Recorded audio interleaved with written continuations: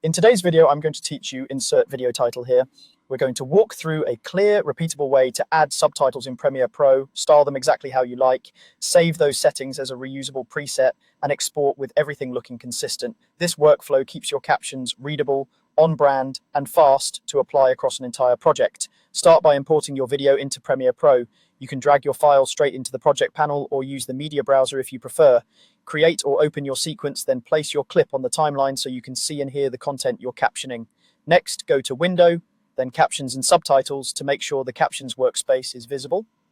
In that panel, create a new caption track. Premiere will add it to your timeline above your video. This track is where all of your subtitle items will live.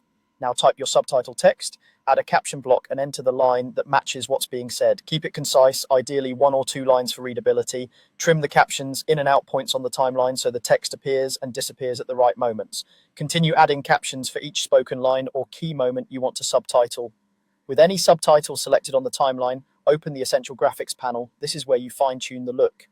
Adjust the font to something clean and legible. Set the size for easy reading on both desktop and mobile, and pick a color with good contrast. Add a background or box if needed for visibility over busy footage, and position the subtitles near the bottom within the title safe area so they're not cut off on different screens. Once you have a look you're happy with, save those settings as a style. Click Create Style and give your preset a clear name so you can recognize it later. This locks in your font, size, color, background, and position choices. To keep everything consistent, apply your saved preset to other subtitles.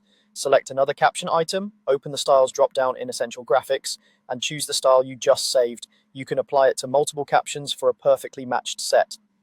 Preview your sequence to confirm consistency. Play through, check alignment, spacing, and timing, and make small tweaks if needed so every subtitle looks intentional.